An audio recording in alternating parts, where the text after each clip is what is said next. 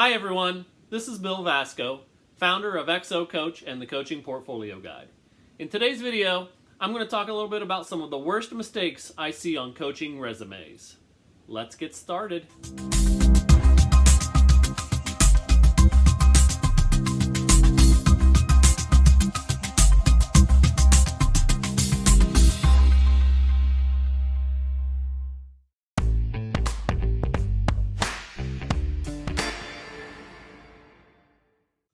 Resumes that are too long.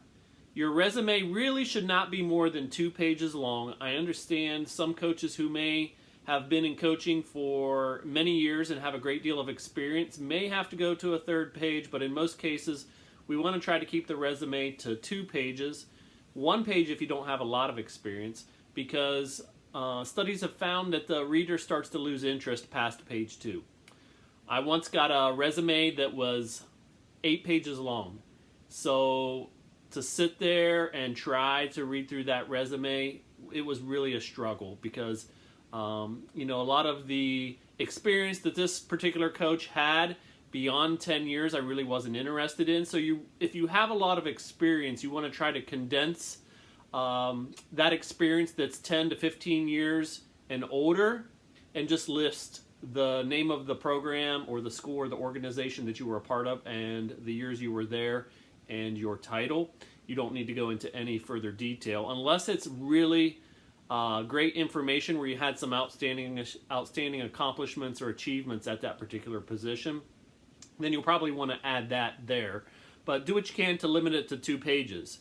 We're going to have some other videos that talk about ways that you can create additional space on your resume. We'll have a couple of other tips later on in this video that will help as well.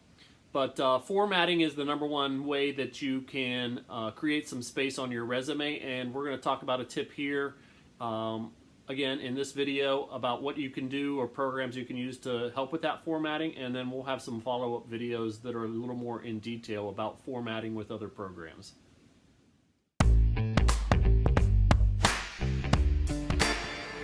The next mistake on coaching resumes that I want to talk about is when coaches include an objective statement or a professional summary. Objective statements definitely are not needed on resumes. Obviously, you're applying to this position because you're interested in becoming an assistant coach, head coach, whatever it is that you're applying for at this particular school. So you don't need to go into detail. Leave your overall long-term objectives for the interview. Professional summaries, again, these are pretty generic and boring. I see coaches using a lot of generic buzzwords like motivated, driven, excellent leader, those kind of things. Like, I hope those are characteristics you have as a coach. We'll talk about that a little bit more in another video as well. But those kind of things you can include in your cover letter if you really want to have them in your resume somewhere. But again, we're trying to limit your resume to 2 pages at most. And if you have an objective statement or professional summary, that's one way you can create some additional space, is by removing those.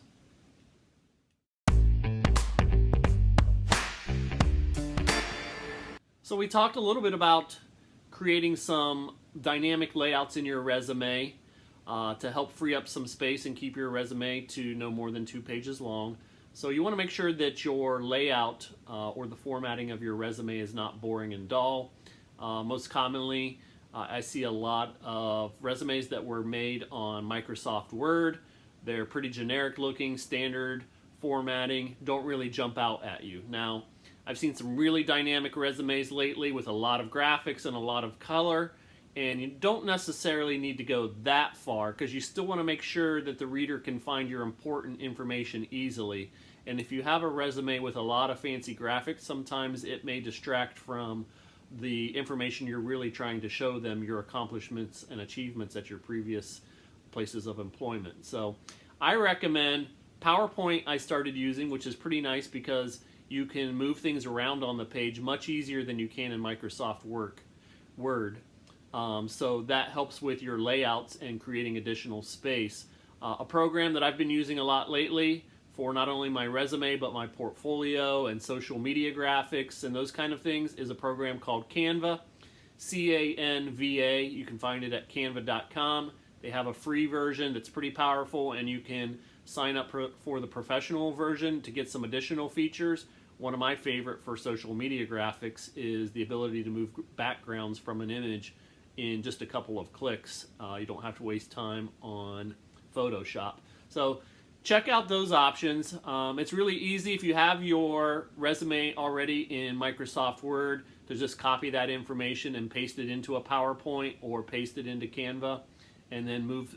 You want to make sure you separate the different sections of your resume into blocks. You don't want all of your text in one big block, because if you separate it into smaller blocks, it's easier to move around the page to help with spacing.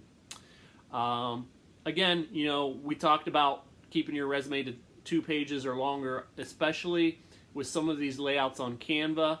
They have a 2-column style resume template already built out where you can use the side column to list like your education or references or your target skills sections. So that's an excellent option for creating space on your resume.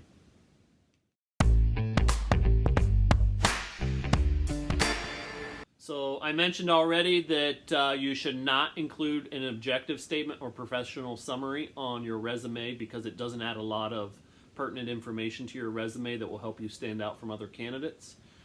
Instead, I highly recommend that you have a section that's titled Professional Skills or Target Skills. And in those areas, you want to list skills that you have that you feel make you stand out as a candidate. Whether it's particular skills that you have that most coaches don't, or they are skills that are a common theme in everything that you've done at the majority of places that you've worked. So for example, if you've been camp director at a lot of schools, or you were a recruiting coordinator, then you can list that in your target skills or professional skills instead of repeating that bullet point in every single place of employment that you had on your resume. Also, when you do more of a targeted skills type of section, you can really hone in on those skills that that particular job is looking for. So if you go through the job posting and they have the section that talks about what responsibilities may be, you want to make sure that your skills that you have match up with those in the job posting, because those are the things that they're really going to look for in the resume to put candidates into the yes pile. The more things you have on your resume that match up with the responsibilities and duties that you're that the employer is looking for, the better chance you're going to have of making it to the next round.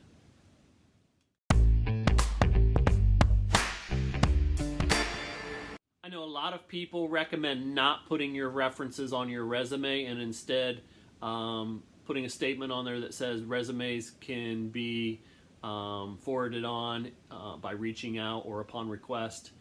I highly recommend putting references on your resume if you have space, and especially if you're a young coach where maybe you don't have as much expertise or places of employment to list on your resume. It's a really good idea to put your references on there because it'll help take up some space on your resume. And also, since you don't have a lot of experience listed, then it gives an opportunity for someone who's reading your resume to reach out to a reference on your resume.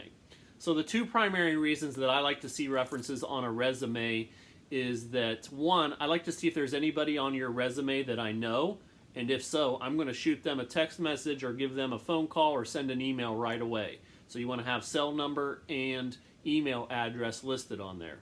So I like to go and see right away, do I know somebody that's listed in your references?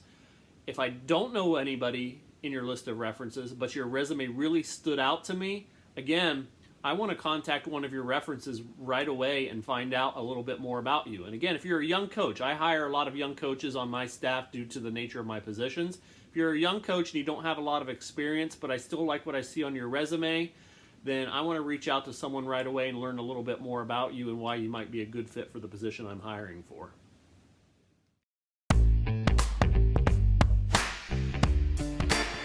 The number one worst mistake you can make on a resume is just listing general duties or responsibilities that every coach in America does. This is the most common mistake as well. So not only is it the biggest mistake It's the most common mistake, and it's usually what separates the top 10% of candidates from the other 90%. This will be a topic we cover in other videos and other articles, but if you're listing responsibilities that are common to what every coach does, it's not enough.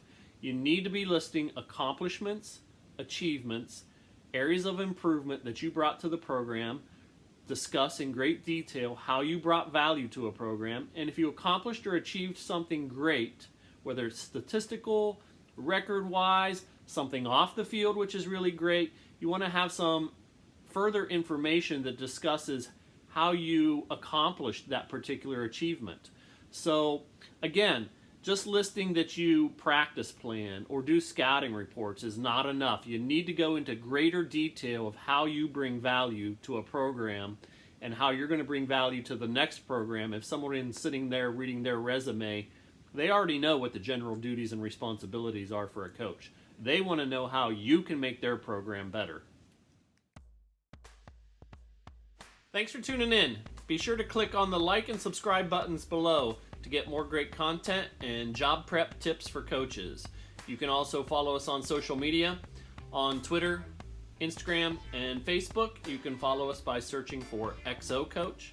And we also have a TikTok account. Just do a search for Coaching Portfolio, where you'll find shorter videos with job tips for coaches. And if you really want to take your resume and portfolio to the next level, be sure to check out our website, www.coachingportfolio.com. See you again soon.